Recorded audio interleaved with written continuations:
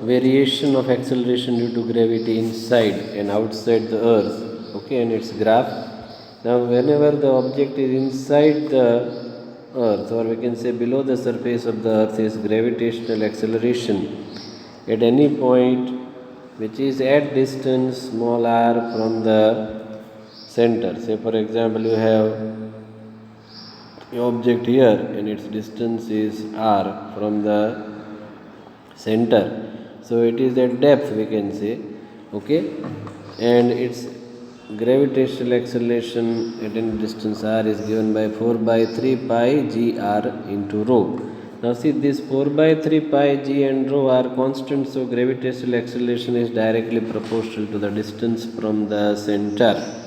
So if distance increases, if you take distance r and gravitational acceleration on y-axis, then as distance increases, then its value increases up to its surface, that becomes maximum, or gravitational acceleration becomes maximum on the surface of the earth, that is as 9.8 meter per second square. So it's a linear graph. Try to understand the linear graph. So initially, when the gravitational acceleration is directly proportional to the distance from the center, okay, so it's a linear graph, and this value becomes maximum on the surface of the earth, that is at re distance from the center. So from center to distance re, that is equal to radius of the earth, up to this distance the gravitational acceleration gradually increases. It's a linear graph and it becomes maximum on the surface of the earth. Now gravitational acceleration is inversely proportional, okay, because gravitational acceleration gr at any distance small r, which is greater than the radius of the earth, okay, where r is greater than the radius of the earth, the object is outside the surface of the earth, away from the surface of the earth, okay, then that gravitational acceleration is given by gme upon r square.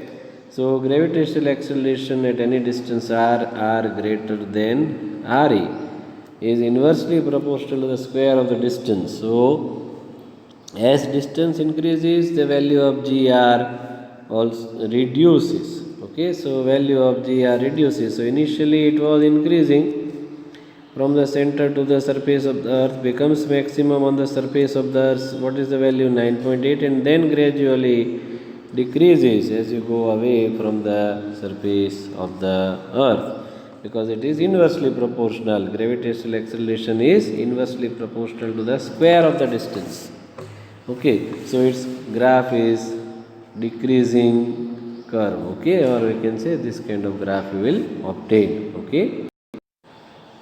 Now we talk about the gravitational intensity. The force is exerted mutually on two bodies separated by some distance, is explained to occur through the field as under. We can say every object produces gravitational field around it due to its mass. So mass is the cause of gravitational field. The field exerts a force on another body lying in this field. So one object is somewhere here, then its field will be around it, okay, and another object is going to experience the attractive force towards the first object under consideration.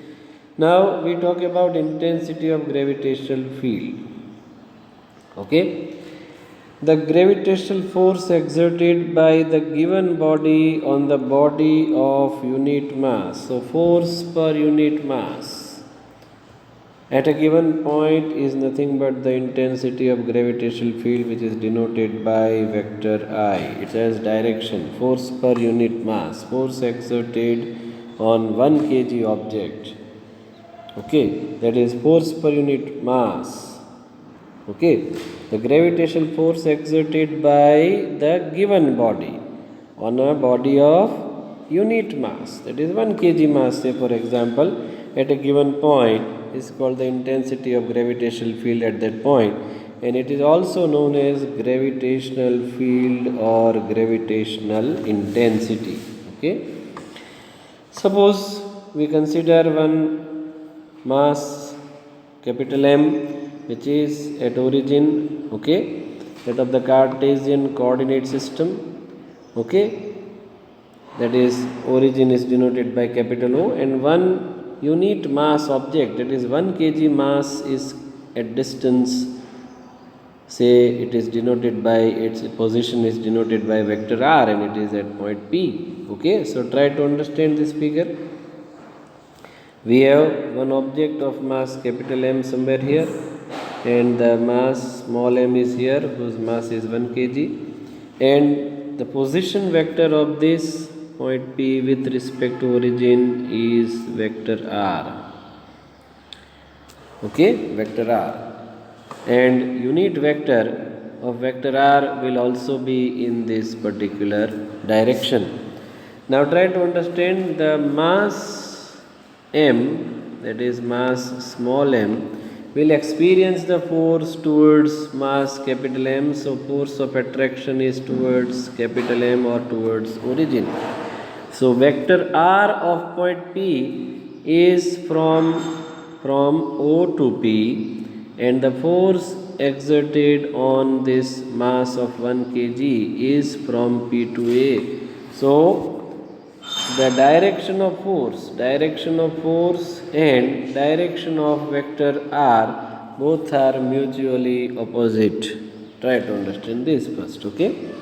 Now, gravitation force on the body of mass small m by capital M, that is very easy to understand, okay?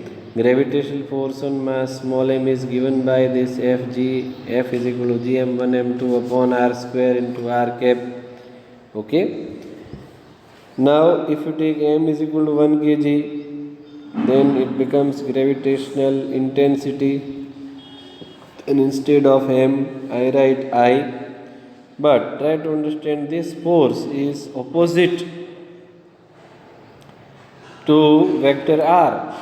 Force is opposite. Force is in this direction towards O, and vector r is from O to P. So this r cap will become minus r cap. So intensity of gravitation can be written as I is equal to minus gm. This is 1 kg, so 1 is written here, okay, r cap upon r square, okay. Here force of body of mass capital M on the body of mass small m is towards O, whereas position vector and unit vector is from O to P, and hence negative sign is present in this formula which I have explained. And the value of gravitational intensity, just value, is gm upon r square. The unit will be, you can easily derive its unit, okay, it is Newton per kg, and dimensional formula will be m0l1t minus 2. If a body of mass small m is put at point P, then what is the force? Then force will be gravitational intensity multiplied by mass. So it will be minus gm into small m, the mass which is placed at point P, upon r square r cap, okay. So this equation 2 shows the gravitational intensity due to earth at a point has the same value as the gravitational acceleration small g at that point. Here gravitational intensity and gravitational acceleration are different quantities, but their units and dimensional formula are equivalent. So for both I, that is r, and g versus r, I versus r and g versus r, both the graphs are also same, okay. Try to watch this 2-3 times, understand, okay. Thank you very much.